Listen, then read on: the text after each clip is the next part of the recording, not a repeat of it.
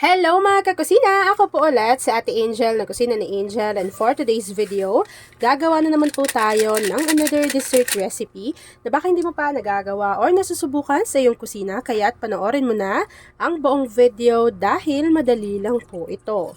So una, naglagay muna tayo dyan ng 24 grams or isang sachet nitong may no magic na unflavored jelly powder. After po nun, kakailanganin natin ng Marie Evaporada. So ako po, 3 lata yung ilalagay ko dyan na Evaporada.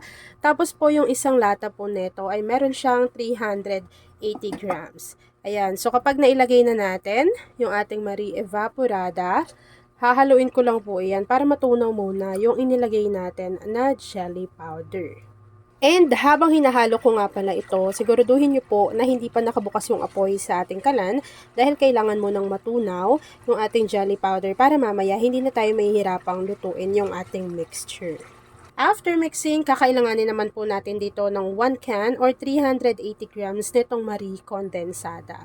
So ayan, alam nyo ba na isa si Marie sa pinakamurang evaporada at condensada sa market? Available din yan online. After adding ng ating Marie Condensada, maglalagay naman po tayo dito ng konting vanilla essence or vanilla extract. And then, hahaluin lang po muna natin ito ulit para mag-combine yung mga ingredients na inilagay natin. Alam niyo ba yung kasirola ko na to, taon na sa akin to, may iba't ibang kulay pa ako niyan. So, ilalagay ko dyan sa ating basket kung saan ko yan nabili. And talaga naman pong non-stick yan, matibay. Pwede ninyong gamitin sa gaya ng ganitong mga klaseng kalan o kaya naman sa mga gas stove, electric stove, ganyan. Pwede nyo po yung gamitin. Isang set na yan. Meron siyang ganito, kasirola, fry pan, merong wok, pati meron na ring saucepan. Tapos may mga takip na rin yon.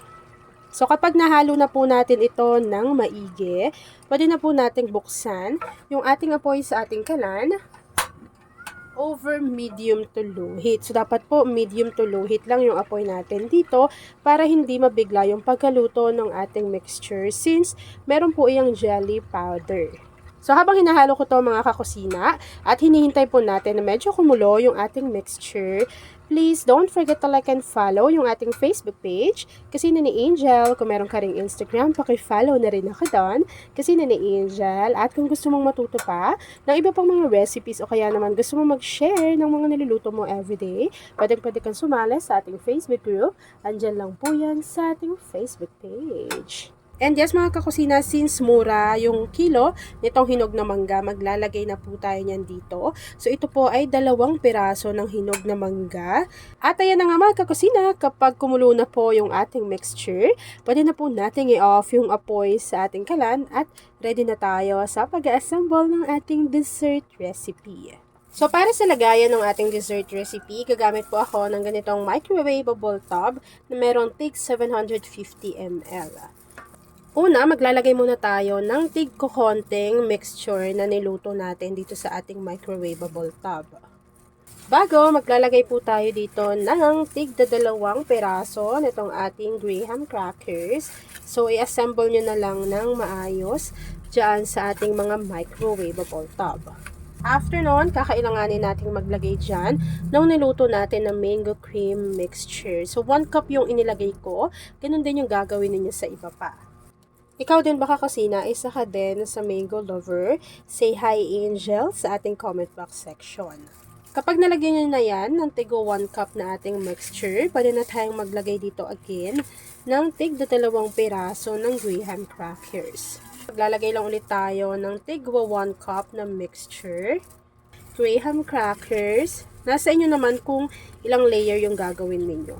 So, in total, nakagawa po tayo ng 3 tab na merong tig 750 ml. So, kapag na-transfer na natin yan dyan, hihintayin na lang po natin itong lumamig, mag-set at mag-firm. And then, after po nun, ipapakita ko na sa inyo kung ano yung natapos nating easy dessert recipe. At ayun na nga mga kakusina, once na nag-set na or nag-firm na yung ating recipe, this time, pwede na po natin tong i-enjoy.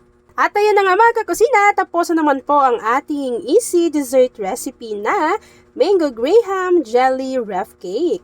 Kung nagustuhan mo yung ating video, please like and share this video. At kung hindi ka pa nakakapag-subscribe sa aking YouTube channel na Kusina ni Angel, please click subscribe button, click mo na yung notification bell, click all para lagi kang updated sa bawat ina-upload kong mga videos. Yan lang mga kakusina. Thanks for watching and enjoy this video. Kung isa ka sa dessert lover, pakishare ng ating video at ilagay mo na rin sa ating comment box section kung taga saan ka nanonood. Yun lang mga kakusina. Thanks for watching and enjoy this video.